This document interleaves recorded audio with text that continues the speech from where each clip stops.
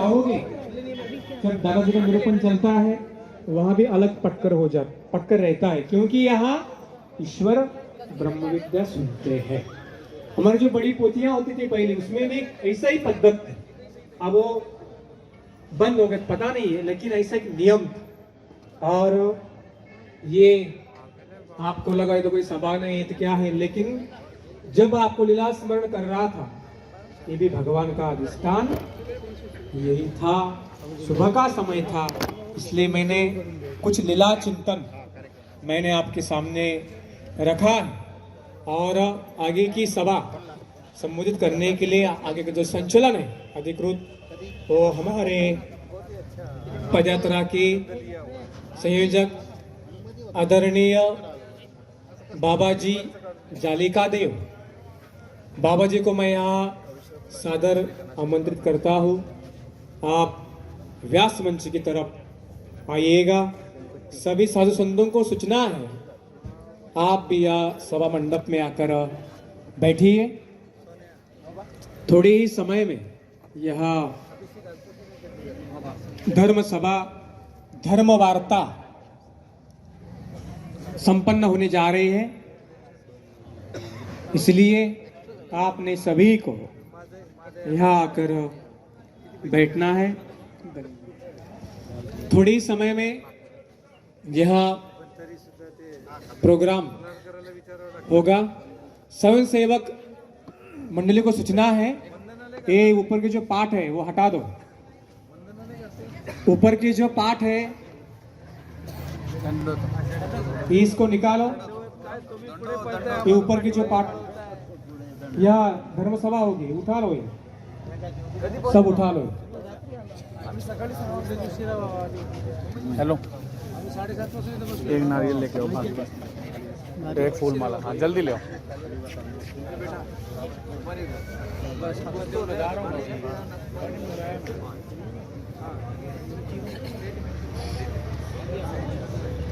वही रख दो, साइड में रख देना, बाद में लगेंगे वो।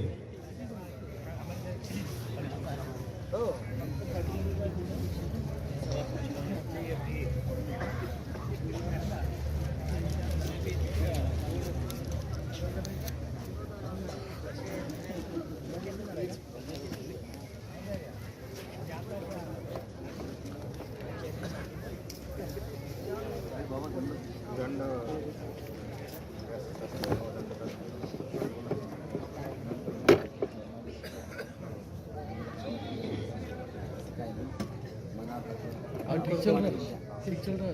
अच्छा आज वो देखो वीडियो रिकॉर्डिंग।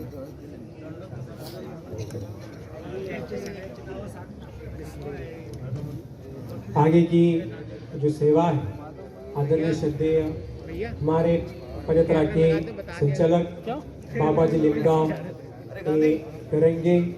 जय श्री कृष्णा, दंडवत प्रणाम, जय माता। Hello hello hello hello hello hello hello. Shri Gopal Krishna Maharaj की जय। श्री दत्तात्रेय महाराज की जय। श्री चक्रपाणि महाराज की जय। श्री गोविंद प्रभु महाराज की जय। सर्वज्ञ श्री चक्रधर स्वामी की जय।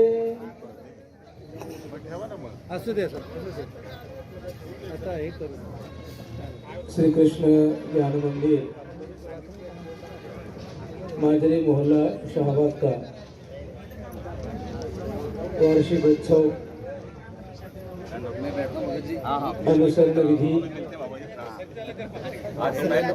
सर्वज्ञ प्रतिष्ठान द्वारा आयोजित पदयात्रा के पावन उपस्थिति में और महाराष्ट्र तथा उत्तर भारत के आए हुए सभी आचार्यगण, संत महंत, तपस्विनी और भक्त जनताओं की उपस्थिति में संपन्न होने जा रहा ये संत सम्मेलन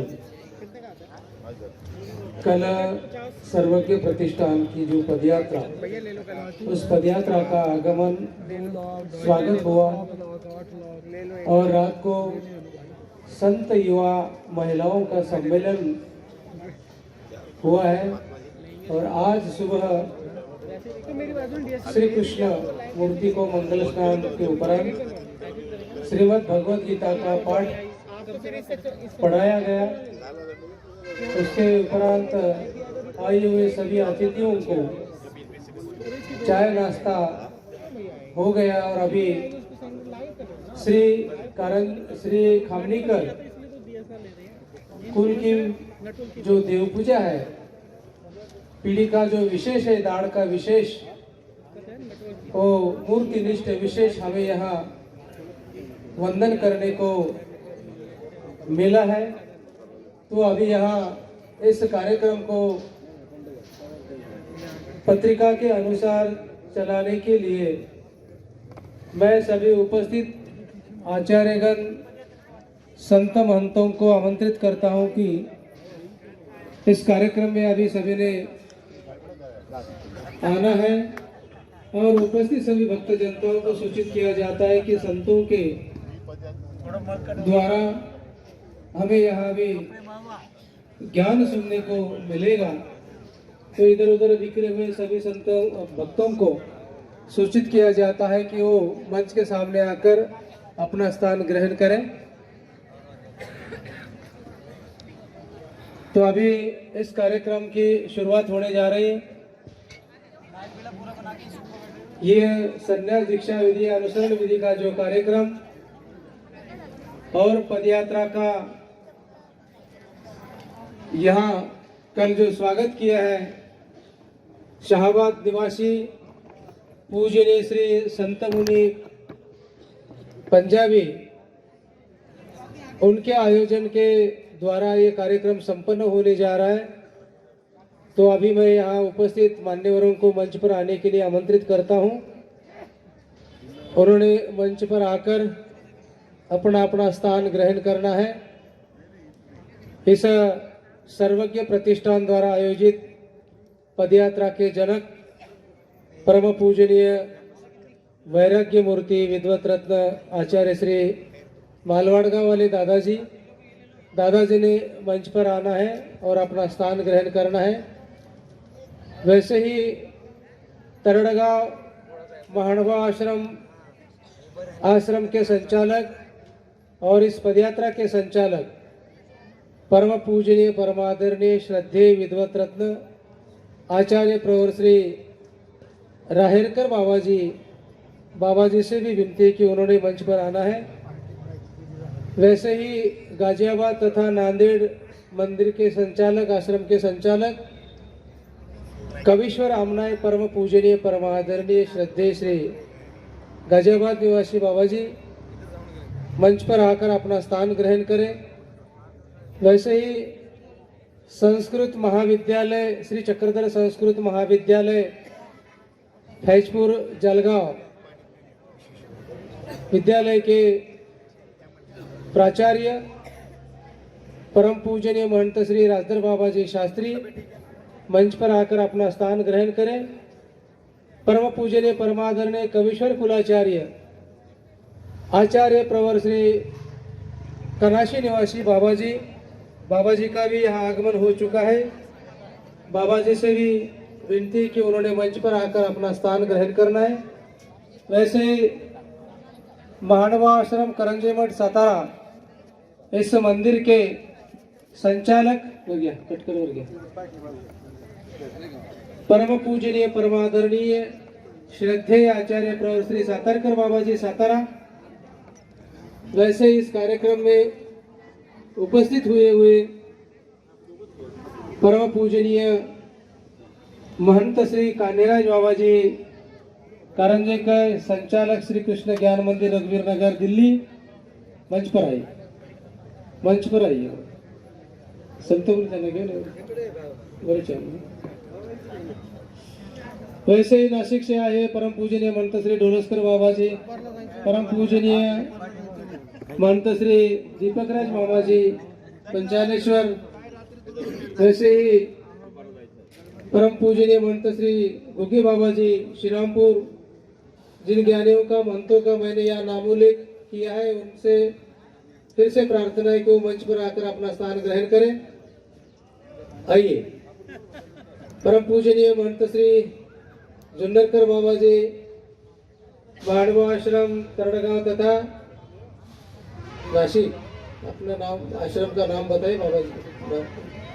हाँ जी, आइए।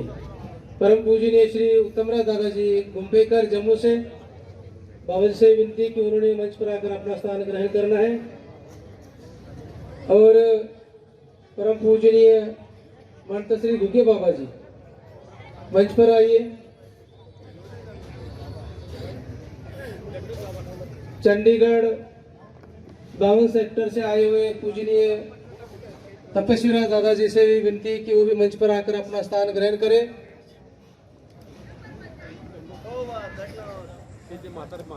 आइए मंच पर। परम पूजनीय परमादरणीय श्रद्धेय आचार्य प्रवर श्री जालिका देव निवासी अंबेकर बाबा जी जालिका देव बाबा जी से भी विनती कि उन्होंने मंच पर आकर अपना स्थान ग्रहण करना है।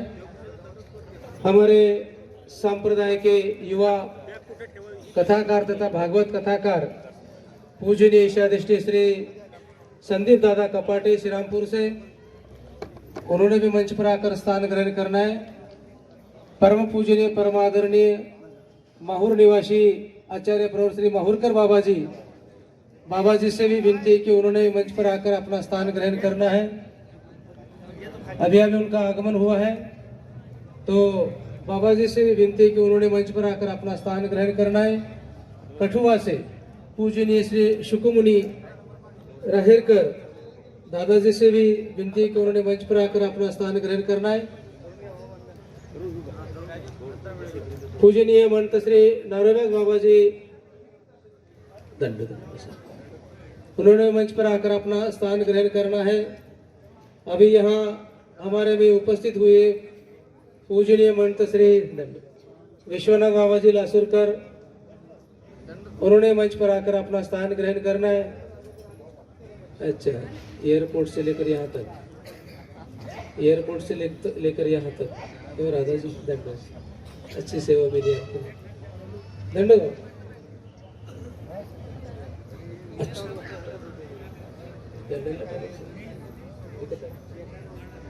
माहौर निवासी परम पूजनीय परमादरणीय श्रद्धेय आचार्य प्रवर श्री माहौरकर बाबा जी शास्त्री बाबा जी से भी विनती है कि उन्होंने मंच पर आकर अपना स्थान ग्रहण करना है। बाबा जी, आपका आसन इधर का। तो अभी यहाँ ज्ञान सत्र का आरंभ होगा, तो उपस्थित मान्यवरों का स्वागत करने के लिए हम यहाँ हमारे जितने भी विद्या गुरु भाई हैं, तो उनको यह आमंत्रित करते हैं कि वो आकर इस करंजे मठ सातारा मंदिर आश्रम के संचालक बाबा जी का भी यहाँ स्वागत संपन्न होगा। आइए, सभी ने तालियां बजानी है।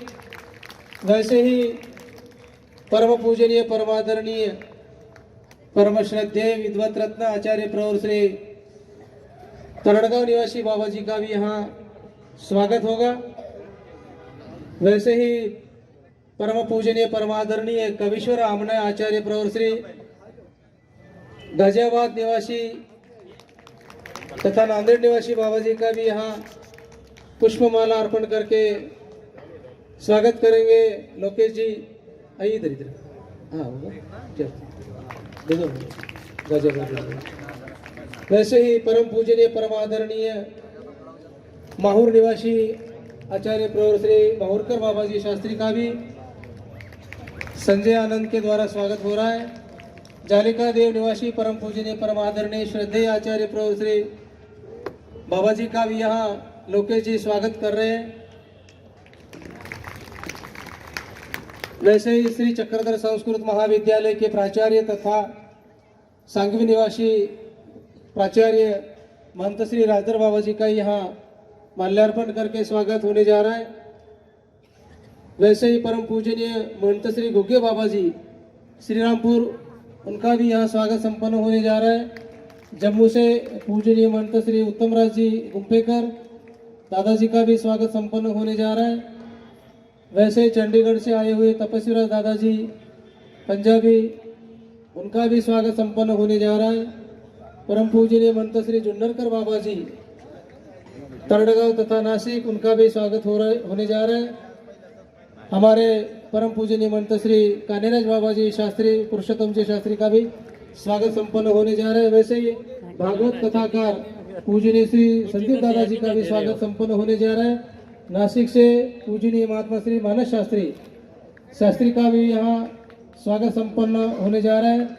वैसे विश्वनाथ बाबा जी लासुरकर शास्त्री, उनका भी यहाँ स्वागत संपन्न हो चुका है। नासिक से पूजनीय महंत श्री डोलस्कर बाबा जी शास्त्री, उनका भी स्वागत संपन्न हुआ है। कठुआ से पूजनीय महात्मा जी का भी यहाँ स्वागत संपन्न हुआ है। और नीचे बैठे हुए सभी संत महात्माओं का और भाईजियों का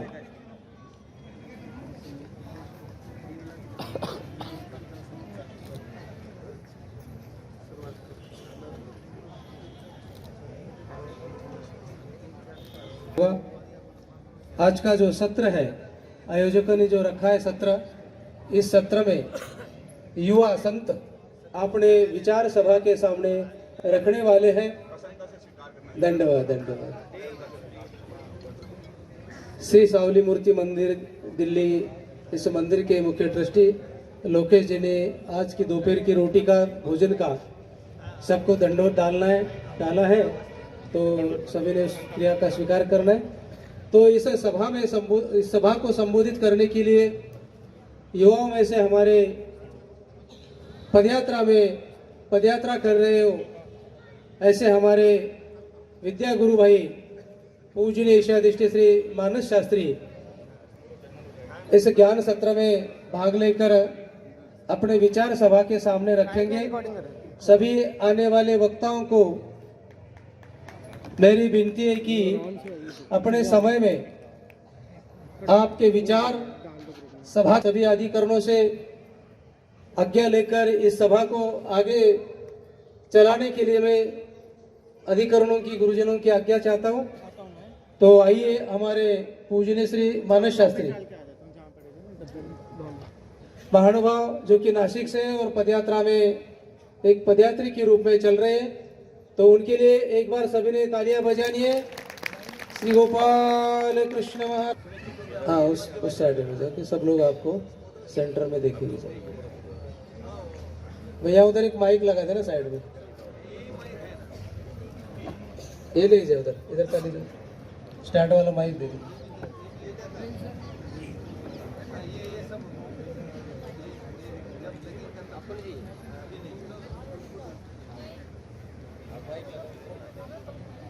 चलो माइक उधर।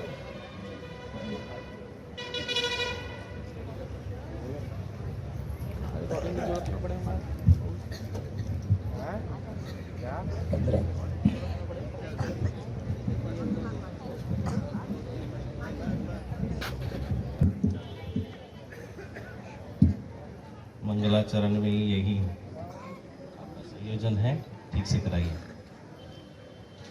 वंशी विभूषित करा नवनीरदाभा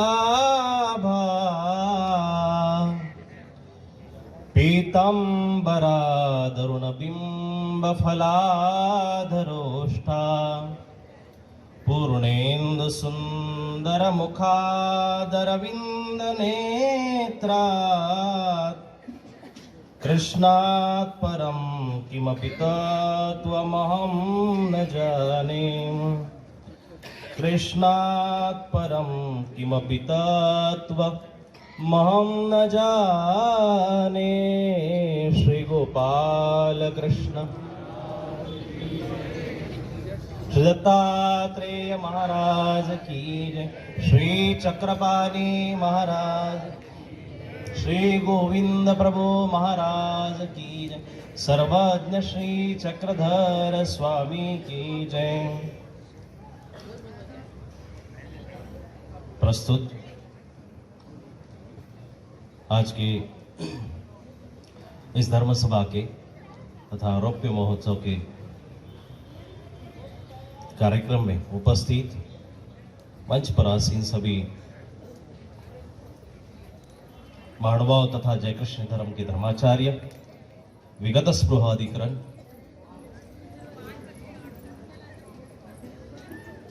ज्येष्ठ तथा श्रेष्ठ अपने अपने संसाधनों से धर्म का कार्य उजागर करने वाले सभी महानुभावीय, उपस्थित सामने सुनने वाले श्रोतागण, धर्म बंधु, धर्म स्नेही, तपस्विनी भगिनी और धर्म प्रेमी बंधुओं, सप्रेम जय श्री कृष्ण।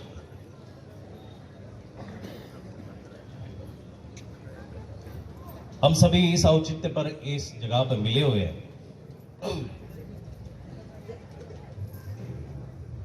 बड़ा सुअवसर आज हमें प्राप्त हुआ है। जिस मंदिर का सुचारू रूप से 25 साल से कार्य चल रहे हैं, ऐसे हमारे परम आदरणीय, परम श्रद्धेय, बड़े सरल स्वभाव के महात्मा श्री संत मुनि बाबा जी, इनके द्वारा इस मंदिर का रौप्य महोत्सव का कार्य और इस कार्य के शुभ अवसर पर आप सभी का उपस्थित होना, ये आज का रौप्य महोत्सव इस प्रकार से प्रतीत हो रहा है। आप जनसभा का सारा उत्साह और सभी भक्तों का यहाँ मिलन इस प्रकार से प्रतीत हो रहा है कि ये रौप्य महोत्सव ना होते हुए भले ही 25 साल का हो, पर यह अमृत महोत्सव लग रहा है। यहाँ ज्ञानामृत की वर्षा होने वाली है, भगवान के, ईश्वर के नामाभिधान की चर्चा होने वाली है, ईश्वर के नाम स्मरण की चर्चा होने वाली है, और दोबारा इसमें दूसरा जो दूध शक्कर का मिलन जो है, उसमें ये एक समारोह तो है, साथ में पदयात्रा का आगमन भी यहाँ हुआ है। जो पैदल चलकर यहाँ आए हुए हैं, आप सभी का अभिनंदन तथा मंदिर की ओर से स्वागत आप सभी ने कल देखा है। मठ और मंदिरों का कार्य महाराष्ट्र तक सीमित था, और ऐसे में हमारे सद्विद्वान जो महात्मा है, धर्म धुरंधर महात्मा, हमारे इस धर्म कार्य को यहाँ उत्तर पंथ की ओर ले आए। और उत्तर पंथ में जिस प्रकार से स्वामी जी ने यहाँ से गमन किया है, पर उस गमन की स्मृति में यहाँ धर्म को फिर से जीवित कर दिया। और इन महात्माओं का कार्य मंदिरों के द्वारा सुचारू रूप से, कई पुराने मंदिर हैं, पाकिस्तान से भी हमारे मंदिर आए हुए हैं, पाकिस्तान से भी हमारी संस्थाएं आई हुई है, और यहाँ उत्तर भारत में काफी जोर शोर से धर्म कार्य चल रहा है। ये मंदिर धर्म की तो पुष्टि करता ही है, तो साथ साथ में भगवत गीता के विचारों को प्रेरित करता है, भगवत गीता के विचारों को सबके जीवन में लाने के लिए प्रयास करता रहा है। इसलिए 25 साल से कार्यरत है। हमारी आयु अगर देखी जाए तो 25 साल की होएगी तो बुढ़ापे और जाती है। हम भले ही उसका बर्थडे मनाए, जन्मदिन मनाए, वो हमें लगता है कि हम बड़े हो रहे, बड़े नहीं हो रहे, हम बूढ़े होते हैं। पर मठ और मंदिरों का कार्य ऐसा है, मठ मंदिर कभी बूढ़े नहीं होते। वो जितने जीर्ण होते जाएंगे उतने ही वो महानीय हो जाएंगे, उतने ही वो महान होएंगे, उतने ही वो संस्मरणीय रहेंगे। ऐसा है मंदिर का कार्य। 25 साल से यहाँ बड़े अच्छे तरीके से चल रहा है, जिसका सारा श्रेय, सारा योगदान महात्मा आदरणीय पूजनीय संत मुनि जी को जाता है। आपने अभी इस धर्म सभा में काफी गणमान्य व्यक्तियों के, धर्मधुरी व्यक्तियों के विचार तो सुनने हैं।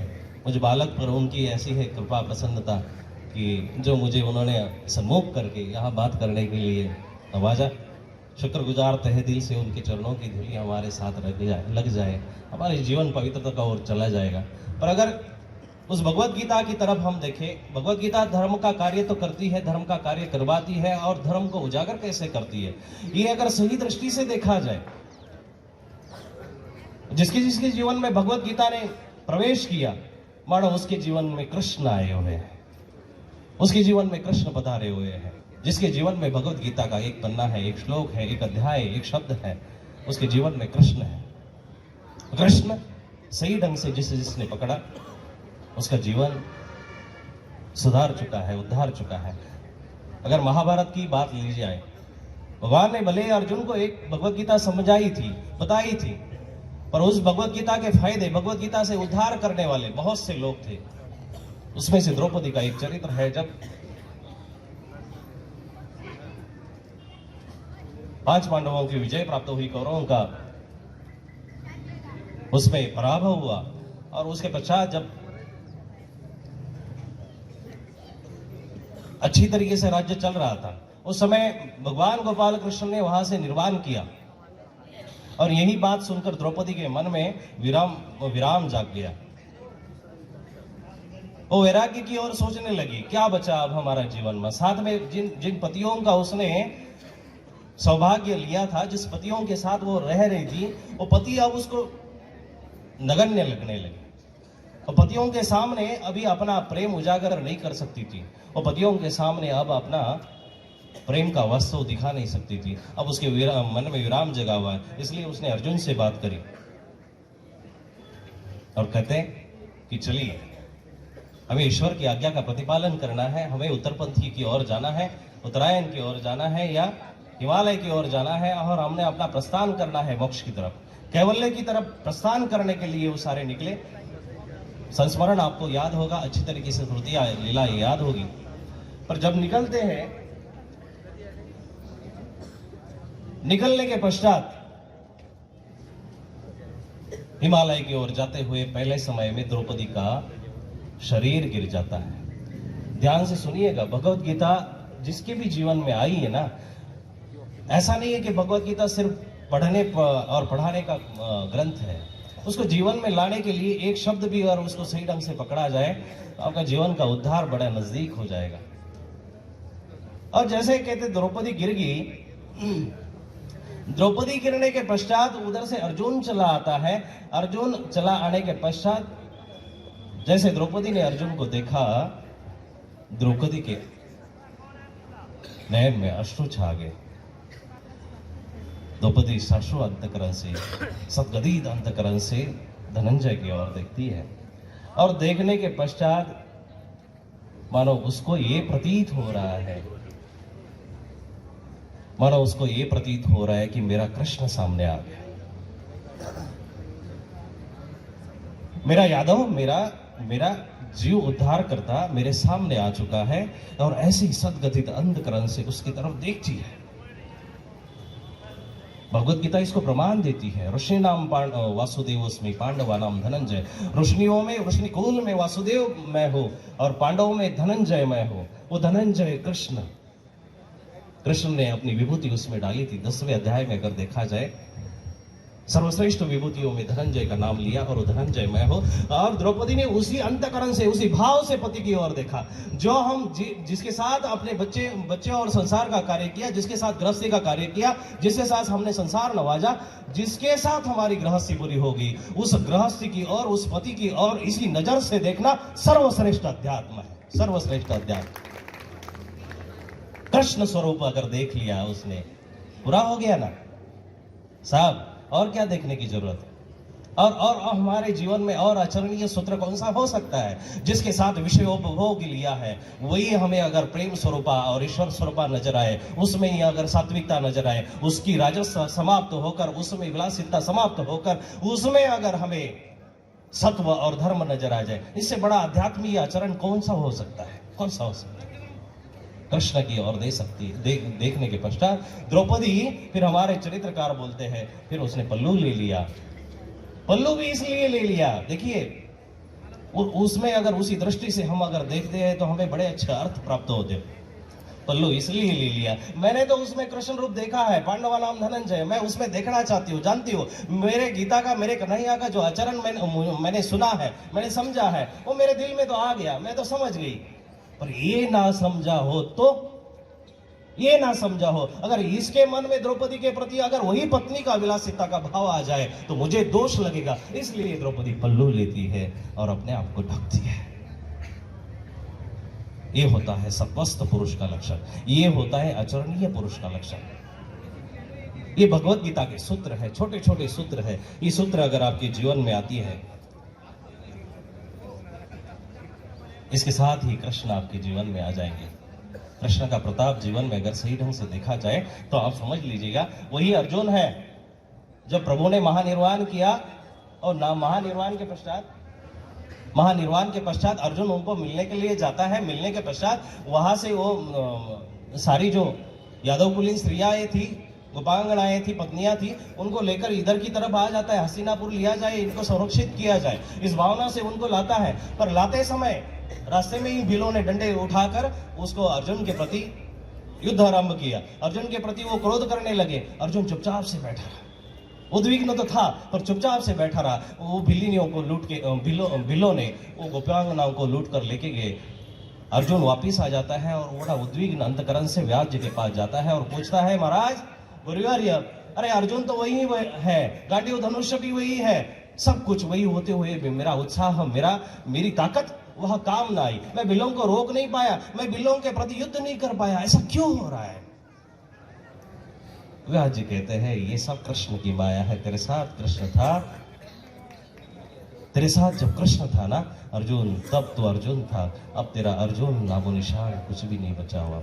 अब तेरे पास कुछ भी नहीं बचा हुआ जो तू कह सकता है, जो तू लड़ सकता है, जो तू दे सकता है, जो प्रतिकार कर सकता है। वो अर्जुन, वो योद्धा बाकी नहीं है। और इसी उद्विग्नता के साथ उनमें विराम आ जाता है। ये कृष्ण का हमारे जीवन में सबसे बड़ा आना है। इसी भगवत गीता को अगर सही ढंग से समझा जाए, दारुक ने प्रश्न किया भगवान यादव को, योगेश्वर, अरे इतने सारे यादवों को छोड़कर आप सोमनाथ की ओर चल रहे, क्या मतलब हो सकता है? इनमें रहिए, इनमें ही अपना ये बड़ी अच्छी सेवा करेंगे।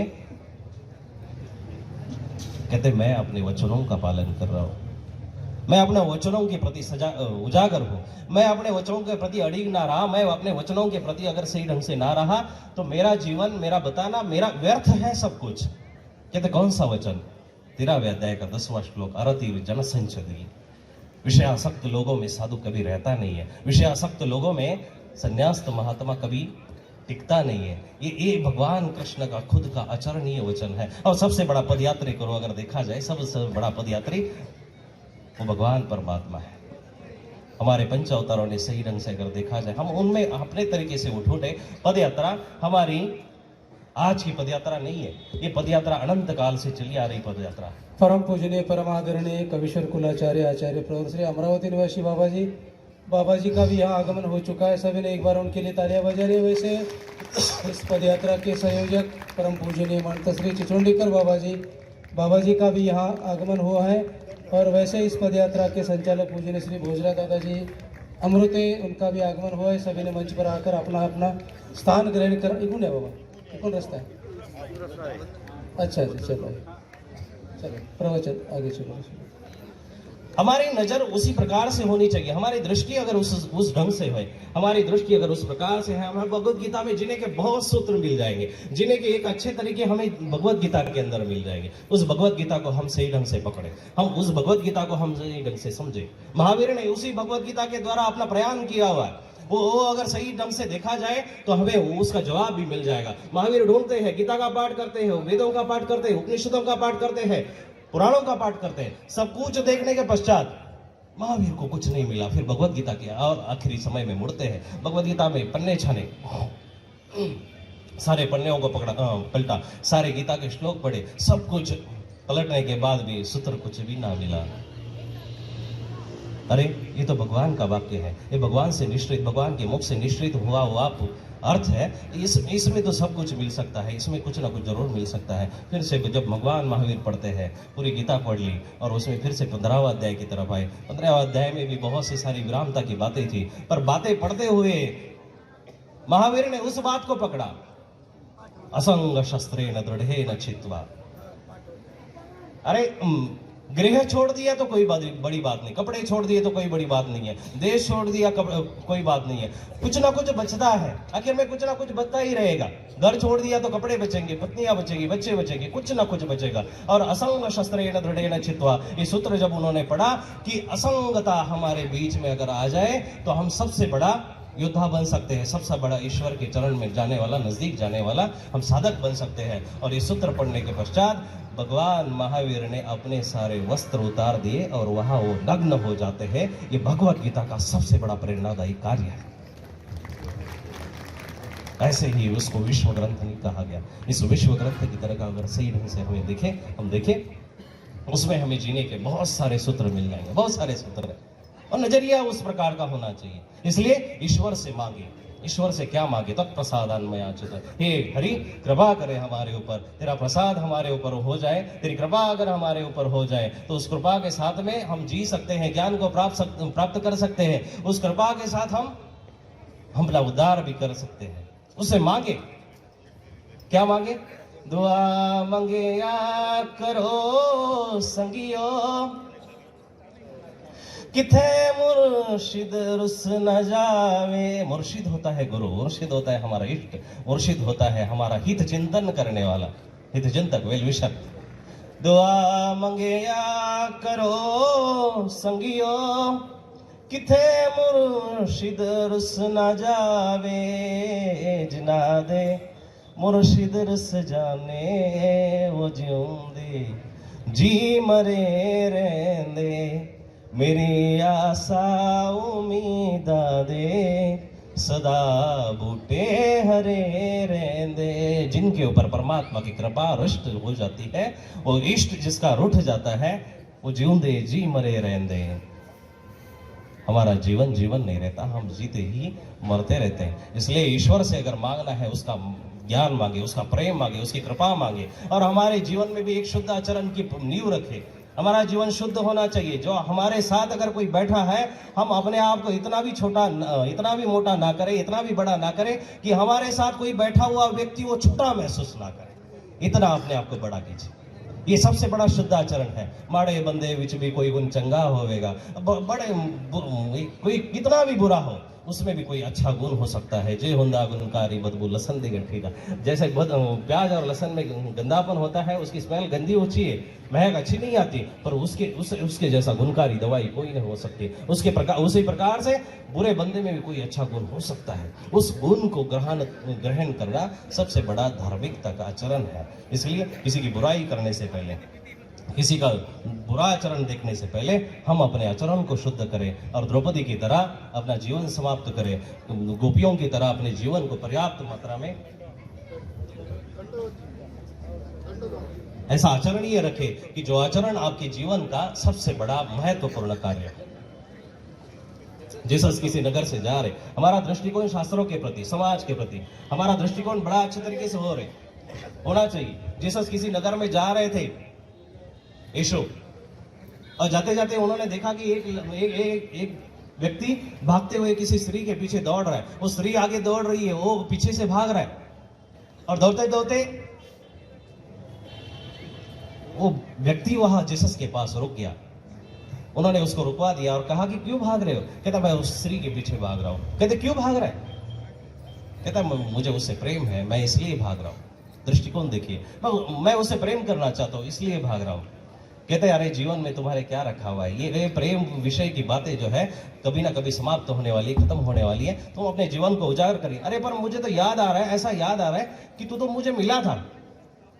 यीशु ने उसको पहचान लिया, उसने भी यीशु को पहचान लिया। हाँ गुरुवर, आप मिले थे मुझे पिछले साल। आप जब इस नगर में आए थे, उस नगर में मैंने आपके चरणों में माथा टेका था, और उस समय आपको मेरी दशा पता थी। मैंने अपनी दशा बताई कि मेरी आंखों की रोशनी गायब हो चुकी है, मेरी आंखों में रोशनी लाइए।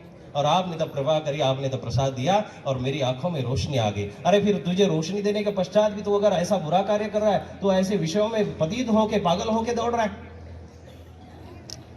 उस व्यक्ति का जवाब सुनिए संगत।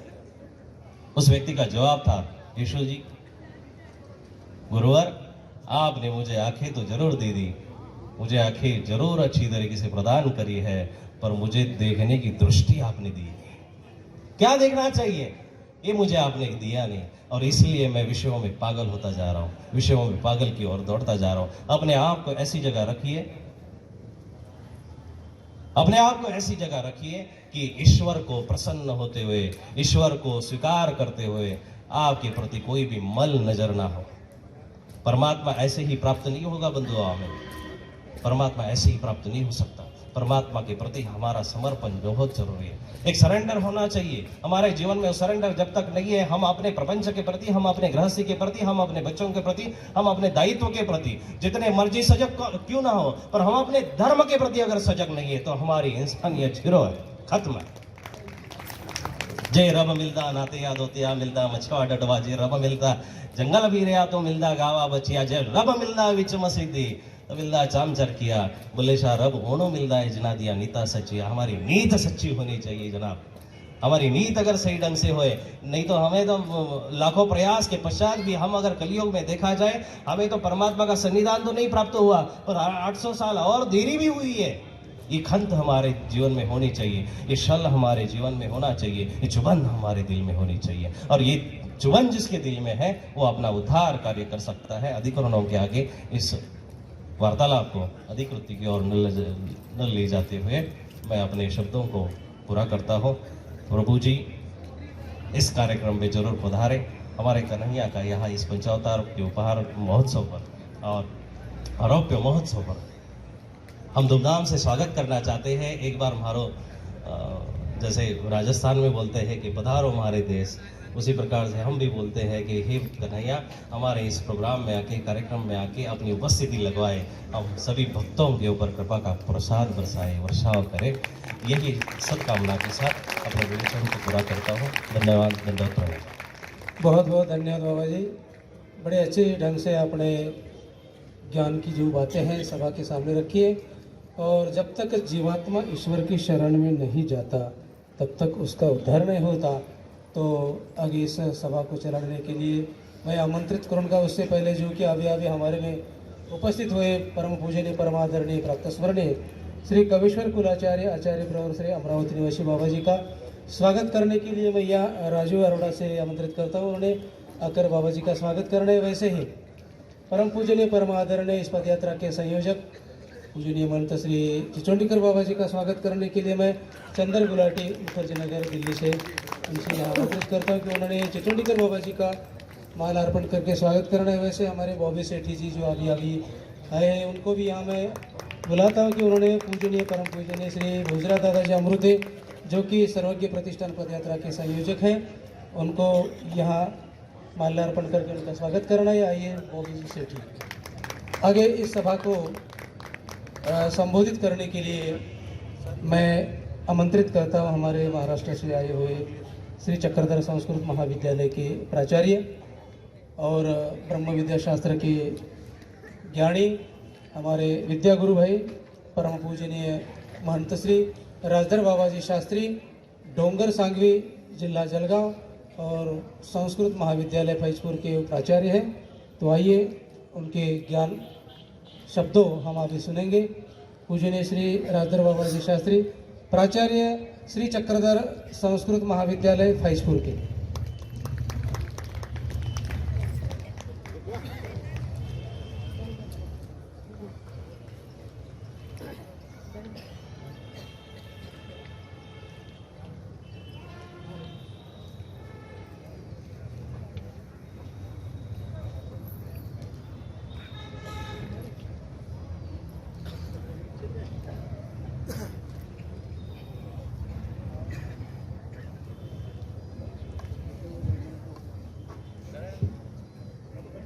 आइए बाबा जी के विचार सुनेंगे। सभा को 12:30 बजे खत्म करना है। 15 मिनट में अपने शास्त्री जी सभा के सामने विचार रखेंगे। पूजनीय श्री प्राचार्य राजधर बाबाजी शास्त्री। व्रजे प्रसिद्धं नवनीत चौर्यं गोपांगनानांच दुकूल चौर्यं अनेक जन्मार्जित पाप चौर्यं चौराग्रगण्यं कृष्णं नमामि चौराग्रगण्यं कृष्णं नमामि। श्री गोपाल कृष्ण महाराज की जय। आइए सहारनपुर निवासी मंदिर के बाबा जी मंच पर आइए। दंड आइए बोला। उनका भी यहाँ श्री कृष्ण मंदिर शाहबाद का रौप्य महोत्सव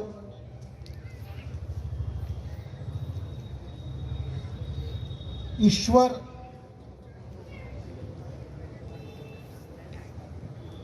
ने जो आज्ञा दी है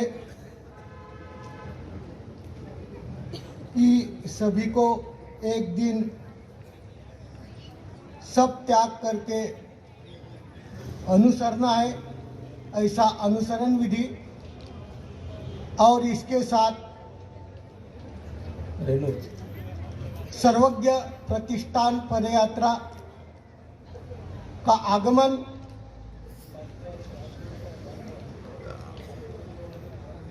ऐसा विभिन्न कार्यक्रम, एक कार्यक्रम के द्वारा ये सभा का आयोजन किया है। मंच पर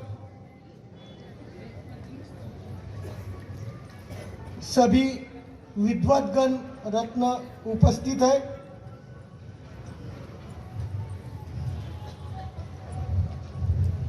और सभी नामधारक संत महंत तपस्विनी वासनिक बंधु इस कार्यक्रम में परमेश्वर का आगमन हुआ है। जहाँ तक स्थान प्रसाद भिक्षुक वासनिक चतुर्विध साधन जहाँ एकत्रित हो जाते हैं, वहाँ साक्षात रूप में भगवान श्री चक्रधर स्वामी का आगमन हो जाता है, ऐसा महानुभाव तत्वज्ञान कहते हैं। और आज ही यहाँ पर महानुभाव पंथ के जो संस्थापक हमारे स्वामी जी यहाँ पर पधारे हुए, अदृष्ट रूप में का हुए ना, यहाँ पर आए हुए।